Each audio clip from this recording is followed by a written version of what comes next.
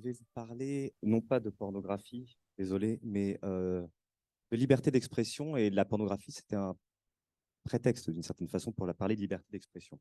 Et donc, moi, l'idée, c'est effectivement de m'inscrire dans la thématique des appropriations et des déplacements de la signification de la liberté d'expression. Et en général, il est assez noté que les débats sur la liberté d'expression dans l'espace public prennent une forme assez déconcertante. C'est-à-dire que déjà, ceux qui ont été supposés en être les adversaires, à savoir des gens d'extrême droite, comme on dit généralement, sont désormais les plus grands défenseurs. Exemple dont on a déjà parlé, Éric Zemmour en France veut abroger la loi Pleven de 1972, qui est la loi qui punit les discours de haine en France. C'est le seul homme politique en France qui défend cette option-là. Donald Trump, au sujet du premier amendement garantissant la liberté de parole, déclarait dans un discours de 2017 « Personne ne l'aime mieux que moi, personne, enfin, qui l'utilise plus que moi ». Et donc, la conclusion qui s'en dégage, c'est que la liberté d'expression, c'est de droite. Ce n'est pas moi qui fais cette conclusion, c'est une application qui existe qui s'appelle De gauche ou de droite. Je ne sais pas si vous la connaissez. Vous entrez quelque chose et ça vous dit si c'est de gauche ou de droite. Donc, la liberté d'expression, c'est de droite. Vous pouvez même taper votre nom si jamais vous avez des interrogations sur la question. Moi, j'ai tapé le mien et ça dit que je suis de gauche. Donc, j'ai été bien rassuré, évidemment. Mais la liberté d'expression serait donc plutôt de droite. Parallèlement à ça, et notamment depuis les années 1980, avec notamment dans la Critical Race Theory et le féminisme anti-pornographie, et notamment aux États-Unis, on met en cause la liberté d'expression pour perpétuer des rapports de domination, c'est-à-dire que la liberté d'expression serait devenue l'argument et le paravent par lequel on défend les droits des groupes les plus oppresseurs de diffamer, d'injurier, de dévaloriser des groupes dominés. Je vous en ai mis quelques-uns. Must we defend Nazis? Alors, bon, la réponse est non hein, dans le livre. Free speech, The Cost of Free Speech, là on ne voit pas bien, mais donc cette idée que la liberté d'expression a un coût. Words That Wound, Les mots qui blessent, et un livre de Catherine McKinnon, qui est une féministe anti-pornographique, qui s'appelle Only Words, l'idée que ce ne sont que des mots. Et chez elle, évidemment, la formule est tout à fait ironique, c'est-à-dire que ce ne sont pas que des mots. Et dans cette affaire, effectivement, un petit peu embrouillée, qui est que la liberté d'expression serait le paravent et l'argument, en quelque sorte, qui légitimerait la domination et les propos discriminatoires. Et d'un autre côté, l'idée selon laquelle la censure viendrait notamment de la gauche de l'échiquier politique, eh bien, il y a une difficulté à distinguer les vrais amis des faux amis de la liberté d'expression. Et en fait, les débats publics portant sur la liberté d'expression prennent souvent la forme d'une sorte de chasse aux faux amis. Et moi, mon propos, disons ce soir, enfin cet après-midi, ce ne serait pas de faire la chasse aux vrais ou faux amis, mais de prendre assez au sérieux l'idée selon laquelle euh, il y a des gens qui ont des conceptions d'ensemble de la liberté d'expression. Et ce sont des conceptions qui s'opposent et qu'il faut cartographier avant de disqualifier euh, des gens, des paroles, de considérer que certains instrumentalisent la liberté d'expression et que d'autres, en revanche, auraient tendance à la censurer. Donc, c'est une sorte de suspension du jugement auquel je vous invite. Et donc, pour ça, je vous propose un outil analytique que j'appelle, faute de mieux, gouvernement de l'expression. Et mon hypothèse sous-jacente, c'est que la liberté d'expression ne se réduit pas à un complexe de normes qui encadrent la liberté d'expression, mais qu'elle engage un certain nombre de principes, d'institutions, d'investissements affectifs et de conception du langage et des représentations qui en font une conception particulièrement épaisse. Et ce que j'entends par gouvernement de l'expression, qui va nous permettre d'analyser les positions des différents acteurs, tient en quatre choses. Quatre, voilà. D'abord, une axiologie, c'est-à-dire quelque chose qui nous dit voilà, qu'est-ce qu'il faut dire et pas dire en fonction d'un certain nombre de normes morales, culturelles et politiques. Ensuite, des catégorisations. Est-ce qu'on a une échelle implicite de la valeur des expressions? Par exemple, est-ce qu'on va accorder, par exemple, un primat à la parole politique ou à la parole artistique? Ou au contraire, est-ce qu'on refuse ce type de catégorisation? Ensuite, une pragmatique, c'est une façon de conceptualiser les rapports entre les expressions et leurs conséquences. Comment on pense les effets du langage, comment on pense les effets des représentations. Et enfin, une juridiction, c'est-à-dire qui est chargé de séparer le bon grain de l'ivraie, sachant qu'une juridiction n'est pas forcément judiciaire. On verra ça ensemble. Donc voilà un petit peu l'outil dont j'aimerais me servir pour analyser un événement assez connu de ce qu'on a appelé les Free Speech Wars, c'est-à-dire l'attaque des féministes antipornographiques contre l'interprétation classique du premier amendement de la Constitution américaine. Alors j'en parle parce que bon, c'est une polémique qui a daté du début des années 80, qui est en fait assez bien connue, mais que j'aimerais donc analyser sous cet angle-là, c'est-à-dire de gouvernement de la parole. C'est une polémique qui, moi, m'intéresse parce que même si cette question de la pornographie dans les années 80 pourrait nous sembler quelque peu désuète, elle a eu des répercussions à la fois pratiques et conceptuelles assez grandes, notamment dans les débats sur les discours de haine et au-delà de la sphère universitaire. Par exemple, hier, Daniel Wainscott parlait de la décision Butler au Canada. Eh bien, la décision Butler, dans mon souvenir, fait référence au féminisme anti-pornographie aux États-Unis. Récemment, un rapport du Haut Conseil à l'égalité en France a écrit un rapport de 200 pages pour dénoncer la pornographie qui fait référence aux féministes anti-pornographie et pose la question de la liberté d'expression en déclarant, c'est un extrait de ce rapport, le lobby de l'industrie, Free Speech Coalition, mobilise la liberté d'expression au bénéfice des pornocrates pour silencier ces femmes. Donc, on voit que les répercussions sont peut-être supérieures à ce qu'on aurait pu imaginer au départ, vu le thème du débat. Alors, désolé, bon, il y a beaucoup de textes, mais je vais essayer d'aller relativement vite. L'attaque de Catherine McKinnon, qui est une féministe anti-pornographie, se fait dans un cadre, au début des années 80, où la liberté d'expression est de plus en plus associée à la droite de l'échiquier politique. Et notamment, un philosophe américain, Ronald Dworkin, disait au début des années 90, aujourd'hui, quand on est pour la liberté d'expression, ça consiste essentiellement à défendre le droit des racistes de dire des injures racistes, le droit des nazis de défiler, le droit des pornocrates de tourner leurs films. Ce qui est un peu dommage vu l'histoire supposée glorieuse de la liberté d'expression. Et donc, l'entreprise de Catherine McKinnon, ça a été justement de montrer l'idée d'un conflit entre la liberté d'expression telle que conçue dans le premier amendement et la liberté d'expression des femmes. Voilà. Et donc, une attaque de la liberté d'expression qui se fait au nom de la liberté d'expression. Alors, avec sa collègue Andrea Dworkin, qui n'a aucun lien familial avec Ronald Dworkin, hein, elles ont fait une ordonnance à Indianapolis pour la ville d'Indianapolis qui permettait de poursuivre les producteurs de pornographie au civil et définissait la pornographie comme suit. Je ne mets pas en entier parce que c'est très long et je ne vais pas la lire en entier, mais voilà, ça définit la pornographie par la violence sexiste, la subordination graphique sexuellement explicite d'une femme, entre parenthèses d'un homme, d'enfant, de transsexuel, par des images ou des mots et qui inclut aussi au moins l'un des éléments suivants. Les femmes sont représentées comme des objets sexuels déshumanisés. Bon, je ne vais pas tout lire. Il se trouve que cette ordonnance qui avait été adoptée par une municipalité américaine a été considérée contraire à la liberté d'expression aux États-Unis. Et le juge qui a rédigé la réponse a écrit la citation suivante que je vais vous lire.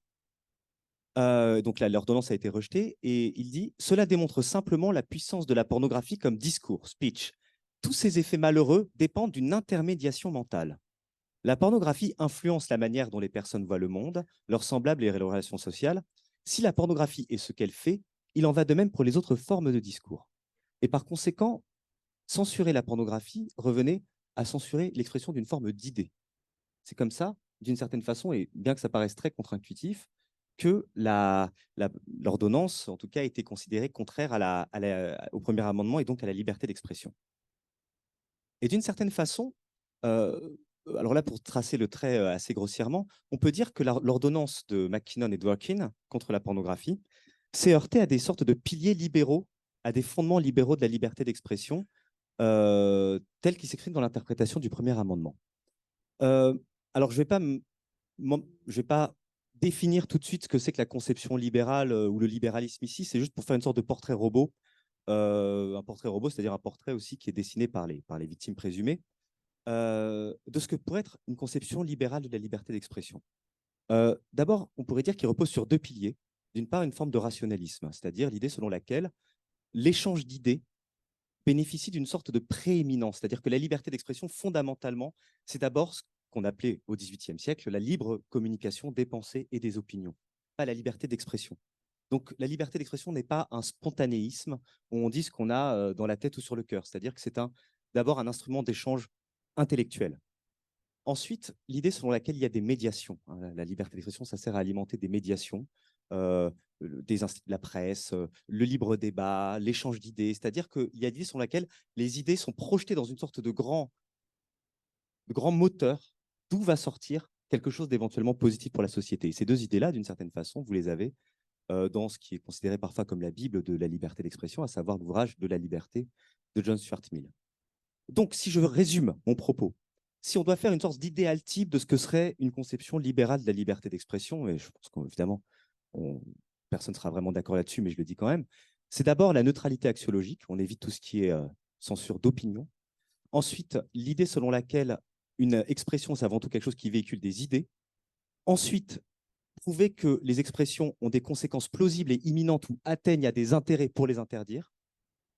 Et ensuite, la préférence pour le recours à la règle de droit pour sanctionner les infractions, c'est-à-dire le recours aux tribunaux plutôt qu'à l'opprobre public et à la moralisation, pourvu que le droit, évidemment, lui-même soit minimal.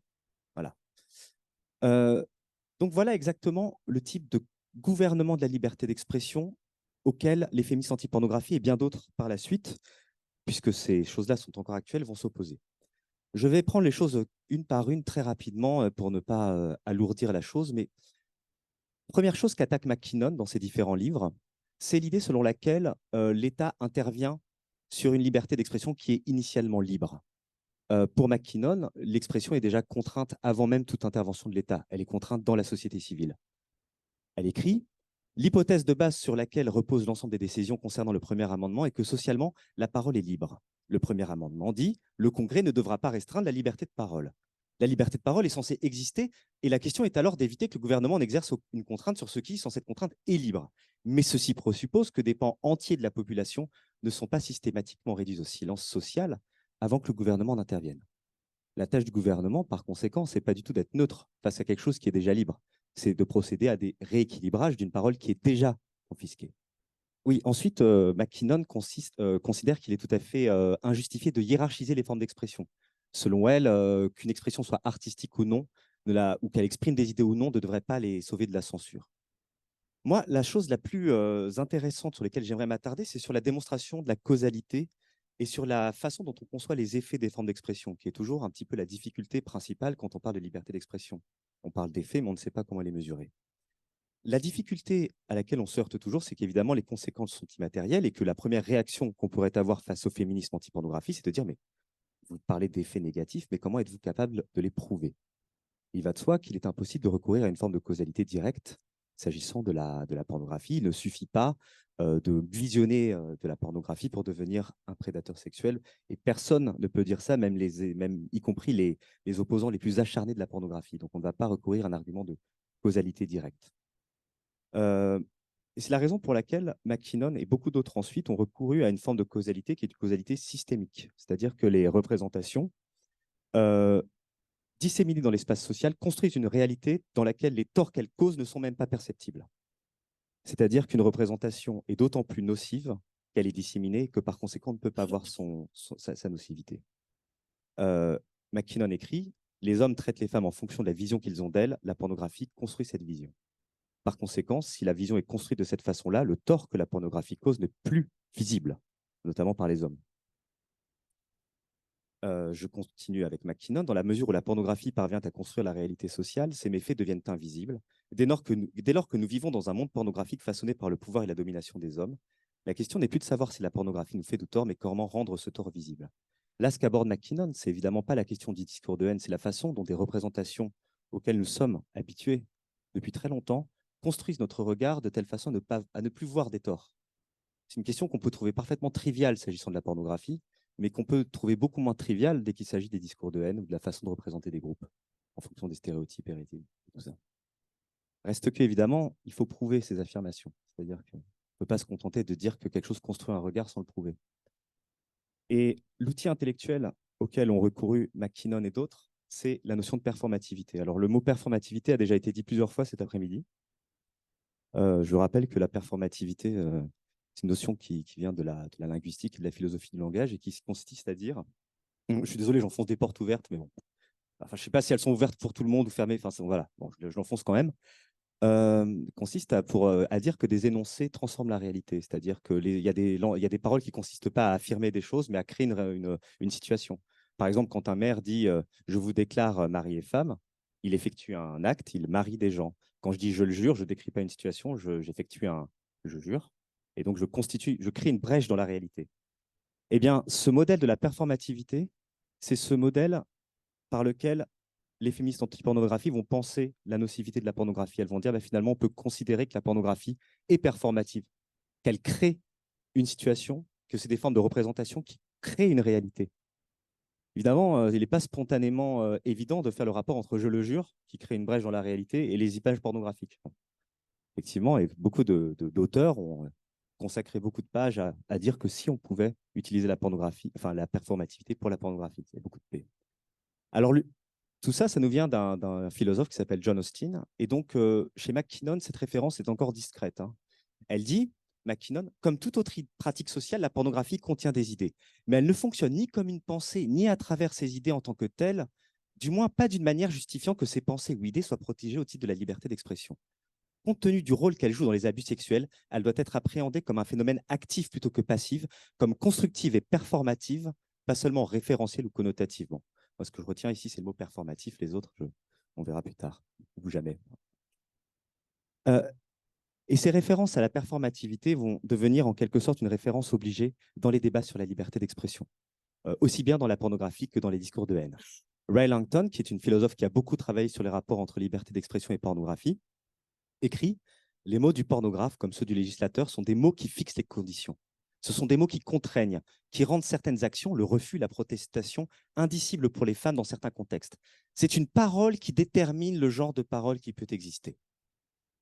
Ce que nous dit Lara Langton, c'est que d'une certaine façon, la simple existence de la pornographie dévalorise la parole d'un groupe, en l'occurrence le groupe femme, en faisant passer le refus, le non-consentement comme des fictions. C'est ça ce que nous dit Ray Langton. Et que par conséquent, les femmes, elles, sont privées de leur liberté de parole, qui est la liberté de refuser, par exemple.